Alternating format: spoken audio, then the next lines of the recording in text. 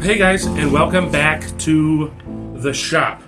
If you've been watching the last few Hobby Fridays, I am still working on my ultimate workbench with the rotating miter section and the built-in job site saw.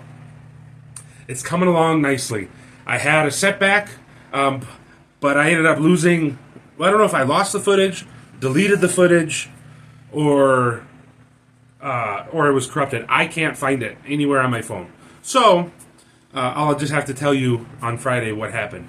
But, if you're new here, I am the convicted Christian.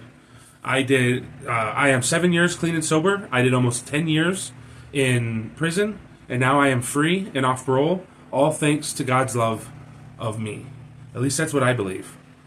And we're going to start something new this Life Story Monday. We are going to start incorporating Bible verses. This is still what I talk about on what I learned, and the 5 steps can still be done secularly. You don't have to have faith in God, but I do. I have faith in God, and I've been trying to make these videos as multi-purpose and vanilla as possible to bring in people that may need the help, that I forgot that there are people that want that. If that's not you, then skip ahead a few minutes and we'll get on to the story. But if it is you, in the beginning of my video, somewhere in the intro, I'm going to start bringing in Bible verses. I'm going to start with my favorites, and then we'll go from there, and we'll see where that leads us. Sorry, let me turn my fan off. I think it's causing disturbance in the mic, but I don't know, so let me do that.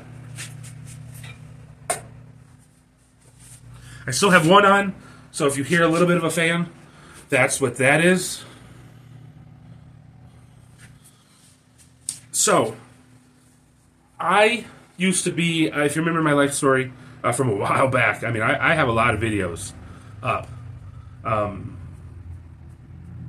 Maybe too many. I don't know. Let me know what you guys think. But I talked about something called Bible quizzing. And I ran across a verse in 1 Corinthians that I carried with me for a long time. I couldn't get it out of my head. And when I was rededicating myself to God, I wanted this to be my life verse. And to me, a life verse is just something that you want to live your life by. And it's 1 Corinthians 13:13. For God made these three, faith, hope, and love, but the greatest of these is love.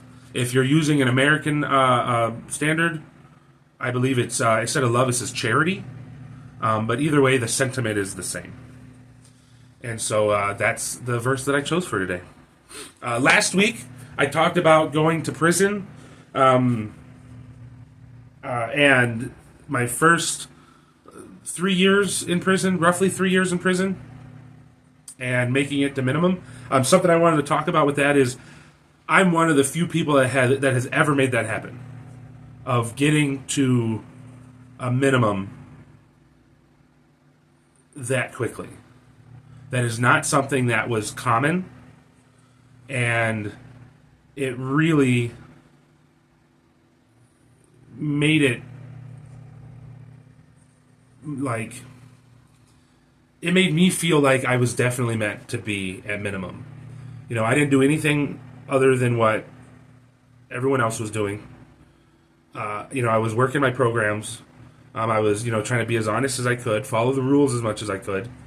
And I found myself being shipped off to a minimum. And now, I've been to mediums, I've been to maxes up to this point. The first thing that blew my mind was that when you get transferred as a minimum security inmate, you no longer have arm shackles or your wrist shackles. It's like what you see in the movies. Usually when prisoners are transported, our ankles are shackled, and then a chain is put around our waist that have 2 cuffs on it, and then we get cuffed to that chain so we can't use our arms. Well, when you're minimum, you lose the waist shackle. I'm going to tell you one thing, that it may seem insignificant. It may seem like, whatever, blase, blase, it shouldn't matter. But being given that freedom of not having that shackle, I'm going to tell you, it changes you. It absolutely does. It makes you just enjoy what you have that much more. I had previously stated that one of the things that I missed was looking at the moon. This was kind of like the same deal. You know, just having the freedom to use your arms. Which, funny thing is, we didn't really do much with it. We sat there with our hands in our laps like we always did. The few of us that weren't shackled. But the knowing that you could, if you really wanted to, and the trust that implied. For me, that meant so much. And I didn't want to betray that trust. I didn't want to lose my minimum status. You know? And some people would be all like, oh, you were sucked in with the easy minimum life. Yeah, I was. It's almost about as close to real life as you can possibly get. Now, the facility I went to was the Winnebago Correctional Center. Notice I said center, and all the other places I went to were institutions. Now, this was a minimum, so they didn't call them institutions anymore because this really wasn't about rehabilitation. This really wasn't about, making sure that we were good to go back out on the street. This was purely and wholly about getting us ready for release, which meant reentry, which wasn't a whole lot there, and they actually had something called work release. And that's what it sounds like. Inmates were allowed to get real jobs out in the world, outside the prison. We didn't even have fences at the minimum, which is another thing that blows your mind. When you've spent 3 years staring at barbed wire fence and electrified fence, not having a fence just makes you just stop and look. Had I been given this opportunity when I was younger, I most definitely would have squandered it. I wouldn't have known what to do with it. But at this point, I'm 27. About 27. I'm 27, 27 and a half, roughly. Maybe a little bit more. And I'm still young. Obviously, this was 10 years ago. But I had an appreciation for it that I didn't have before. And I feel a lot of that had to do with the changes I had made the 3 years prior. And so we didn't have fences. We were situated on a lake called Lake Winnebago, and we could fish. Couldn't keep the fish. We could keep some of the fish. There was a lot of rules about what we could and couldn't keep, and a lot of people didn't follow it. They just fished to have fun and enjoy themselves. And yeah, you could go fishing. We were allowed to have our guitars outside on one of the benches, and you could play guitar and hang out. We had some woodchucks that lived close to us, and they had gotten used to humans, and so you could feed them and you could pet them sometimes if they weren't afraid of you. This was by far the most lax, normal place you could possibly be while still being a prison inmate. Now, there were some caveats. It is a work camp, and the way they would try to set things up is they were 4-man cells, unless there was a couple that weren't, and I think they were workers, camp workers. They couldn't get work release, but they still needed people to work in the camp, doing camp stuff. But they're 4-man cells, and they would try to do it where all 4 of you should be on work release. 2 were first shift and 2 were second shift, so that there was a split. And then on the weekends, if you weren't working, well, then there's all 4 of you in there. So you kind of had to deal with that. The cells were much larger, so it did help not feel as crowded. Had I had 4-man cells in some of the other cell blocks that I was in, there would have been fights. a lot of fights. And that just would not have been great. So, there was a reason why I got sent to a minimum. And particularly this minimum. One, this minimum was close to home for me. It was the closest one to home while still being in a full-on work camp. I couldn't have gotten, I couldn't have gotten closer to home than this. So my visits were still pretty regular. Not every weekend, but still pretty regular. But I talked about me being able to get my license, and they took me to the DMV, they took my picture, and they printed a license. Well, this particular camp, they needed inmate drivers. The reason why they use inmate drivers is because it's a lot cheaper to pay me $1 an hour to go pick up and drop off inmates than it is for them to pay a correctional guard however much they get an hour to do the same job. And because I had a license, I could legally drive in the state of Wisconsin. And the way they would set that up to get it to be as safe, quote unquote, as possible, is they would give us a locked cell phone. We could only call one number, or two numbers, technically, 911, and the camp, if something happened, a detour, or if I got pulled over for some reason, whatever the deal was. And so I started out doing that, and I also worked in the kitchen. Again, I worked in the kitchen a lot. I guess I just really liked eating. But yeah, so I was working in the kitchen, I was dropping guys off, and what was nice is making $1 an hour. What they would, and I would typically choose the further drop-offs. Some of them were an hour away, so I spent an hour going out there and an hour coming back. And so that's 2 hours out of the camp where I get to drive. I don't got to worry about how much gas I'm using.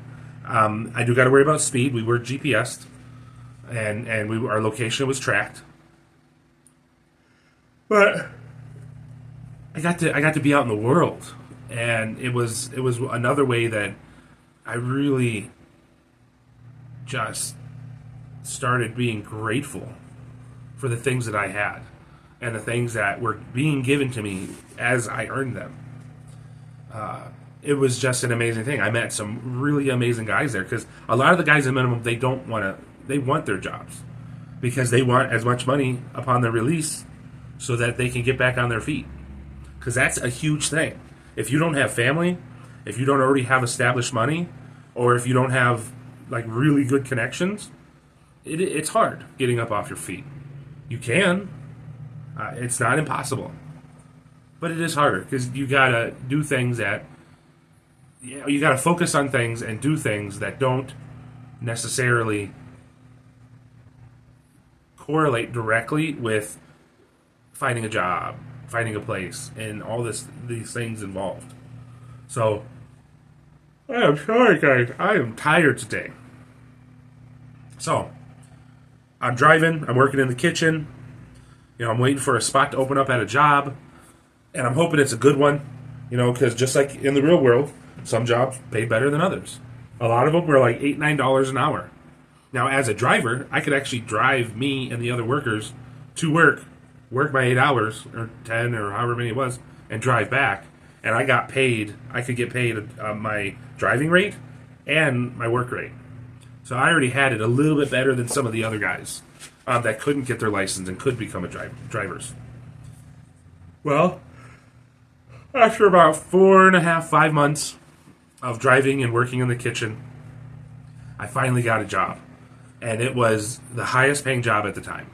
It was working at this quarry. The funny thing is, where I worked, it was a total of 20 minutes, maybe 25 minutes away from where I actually grew up and went to high school. It was pretty wild how close to my old stomping grounds I got, which is surprising. They typically don't like to do that, because if you know somebody in the area, you could get them to drop off things you're not supposed to have. Well, this job was hard. I started on the line, which was rocks would come down these conveyors, and I was either supposed to square them up and dress them and make them look good for whatever thing they were going to be used for, and then stack them on a pallet, or I was supposed to grab these gigantic field rocks. Some of them weighed probably 100, 150 pounds, and then you would get whoever your neighbor was to help you out, and we would stack these on pallets. And you stood there and did that 8 hours a day. Your feet hurt, your hands hurt. My first week, when I would wake up in the morning, my hands would just be stuck like this from holding the hammer, grabbing the rock, and constantly doing that. And this was the first time I encountered sciatica.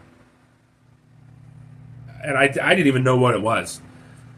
And so what would happen is I would be standing for my 8 hours, and then I'd go to sit in the car, to the vehicle, to drive back to the camp, and I had an hour drive ahead of me.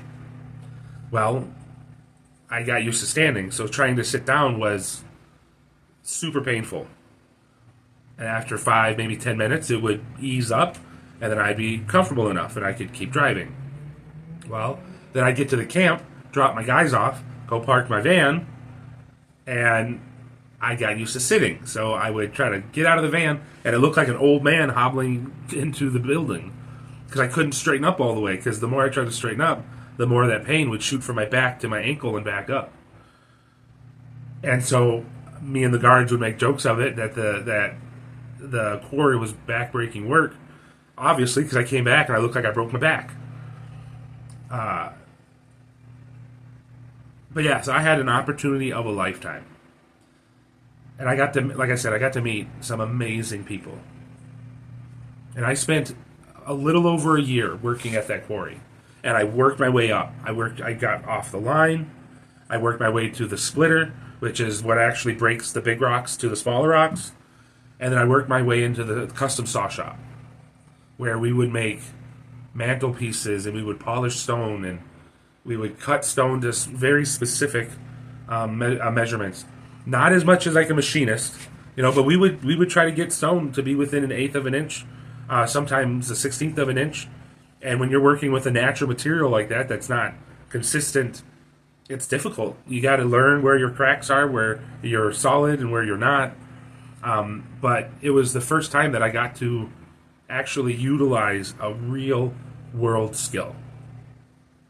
And I could actually, could prove to myself that, hey man, you can actually do some really cool stuff. You put your mind to it. And since I was working, and I was actually able to get my full canteen. I got a TV. I got I had my radio. I got better headphones. I got all the clothes that I could get for work clothes, because they didn't want you tearing up the prison clothes, which your first few days, that's what you wore. You wore prison clothes because you didn't have anything else at the time. And I was extremely lucky that I got a year to be with that place. Now, in that year, you still had room and board. Was it a lot? No.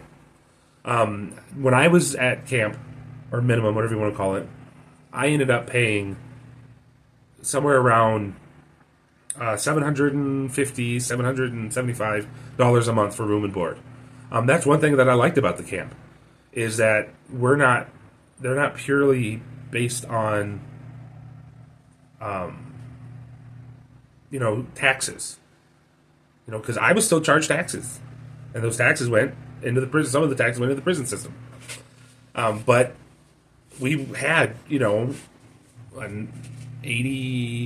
people, and like about 60 of them were working. So that's 60 people that paid $775 a month, every month, and helped support the place.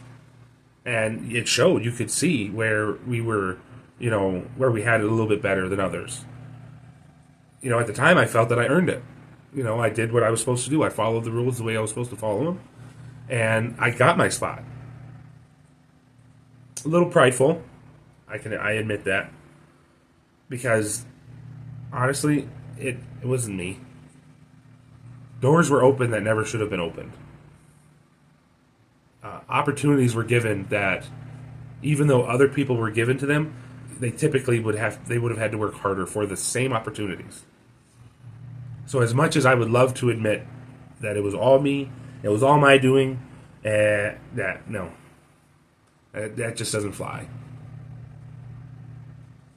And so I'm grateful that I had that time, because I was able to get out, and because of my own spending, which I didn't have to do as much of, I ended up getting out after a year with an excess of $8,000 in savings. Over $8,000 in savings. And I got out, and that little nest egg made it possible for me to not have to worry right away. You know, I still looked for a job, and I still did everything I was supposed to do. But getting out with that money made it so that it wasn't about survival, and it was about contributing. Which I think is what everyone ultimately wants, is to contribute. Be a part of something. Find a community. And then stick with that community. So that's where I'm going to leave it. Next week, we will talk about what I did after release, how I started implementing a lot of the things that I had learned, and how I screwed up the first time. Yeah. So I hope you guys are having a good start of your week. I know I am. I'm starting to feel better. I'm still a little swollen, as you can hear, but things definitely turned around really quick for me regarding my throat and the tonsillectomy and everything. So for those praying and sending well wishes and get wells, thank you. I don't know if it worked, but it seemed to work. It seemed like it definitely helped turn the tide. So, take care, guys. Always remember, if we're going to change the world, sometimes we got to give ourselves a little bit of a nest egg. A little less worry, so we can change ourselves. I'll see you guys Monday. Blessings.